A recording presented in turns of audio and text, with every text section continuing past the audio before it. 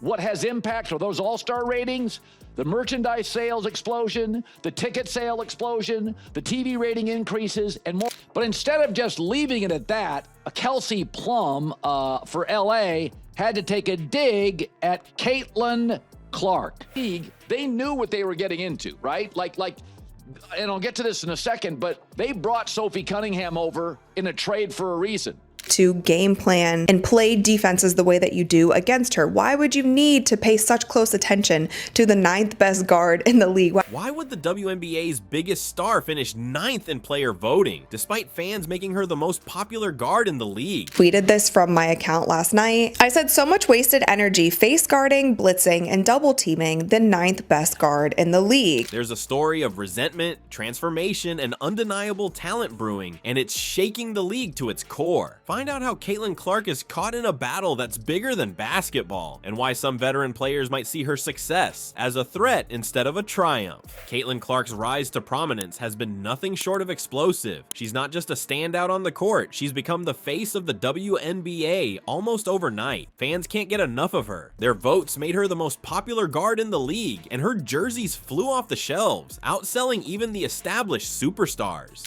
And now the merch sales are up 500% and attendance is up, 40%. So they're going to get a raise. There's no question. That's not the fever. The fever with Caitlin's evaluation has got up 273%.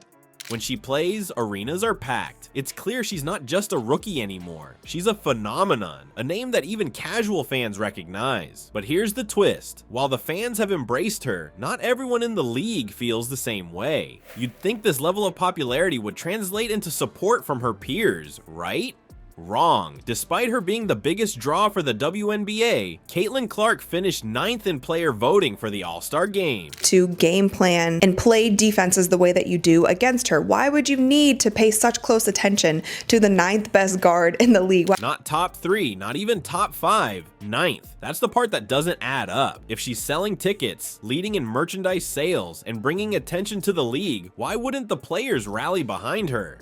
You guys were flying before she arrived on one of those airlines that made you pay for a cup of water. What has impact are those all-star ratings, the merchandise sales explosion, the ticket sale explosion, the TV rating increases, and more. Colin Cowherd had a theory about this, and honestly, it doesn't sound far-fetched. He described it as resentment, a kind of pettiness from veteran players who see her as a threat to their place in the spotlight. The t-shirts don't bother me.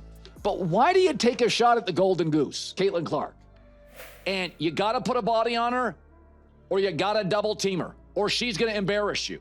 She's shooting 33-footers. He even called out stars like Kelsey Plum, pointing to moments he thinks show a strong lack of appreciation for the buzz Clark has brought to the league. But instead of just leaving it at that, Kelsey Plum for LA had to take a dig at Caitlin Clark. This isn't the first time we've seen something like this though. Think back to LeBron James when he entered the NBA, or Tiger Woods as he burst onto the golf scene. Both had this mix of undeniable talent and star power that their peers couldn't ignore. But instead of solidarity, there was pushback. It doesn't do as well without her. Yeah, and tournaments without Tiger didn't do as well, but the whole sport was elevated. So this is actually not as great as it could be. Like Michael Jordan, hurt year 2, next 12 years were legendary. That's what it's going to be. They were resented for disrupting the system, for making established players look like they were standing still. Clark finds herself in that same awkward position, representing the future while others cling to what's familiar. So what does that say about where the WNBA is headed? If veteran players continue resisting a talent like Clark, are they holding themselves back in the process? Colin Cowherd didn't hold back. He flat out called Caitlin Clark the WNBA's version of Michael Jordan. That's a bold claim, but when you look closer, the comparison actually makes a lot of sense. Both came into their respective leagues and turned them into something completely different. Jordan made the NBA must-watch television. He wasn't just a player, he was an entertainer, a brand, and a movement. And now Clark is following the same blueprint with the WNBA. Her games pull in fans who wouldn't normally watch. Her highlight reels are everywhere. But here's where it gets interesting. The parallels don't stop at their impact. Look at what both of them faced as rookies. It's not the t-shirts. You're going to do fine. I'd scale back on the Caitlin Clark angst. So it got 2.2 million viewers.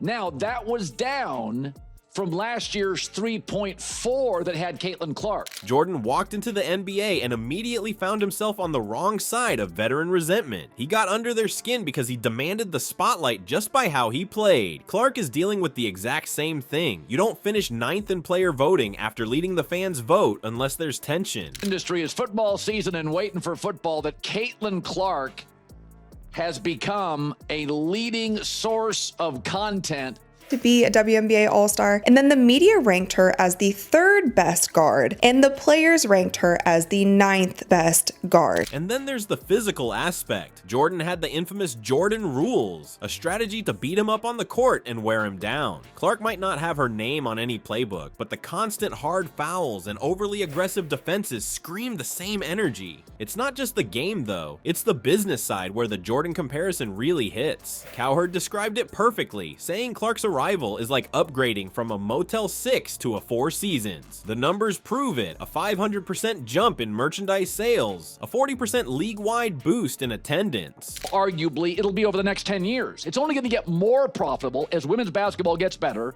as the Caitlin Clark momentum train gets bigger. Rating is proving, despite losing 1 million viewers from last year, is that she has risen the entire league. New sponsors are jumping in, and suddenly the WNBA looks more marketable than it did just a year ago, all because of Caitlin Clark and the Indiana Fever. They know what they have. Their move to bring in Sophie Cunningham to protect Clark mirrors how the Chicago Bulls brought in Charles Oakley for Jordan. It's more than basketball. It's about safeguarding an investment. The teams, on average, have risen by 100%, or 168%, and all of them at least 100%.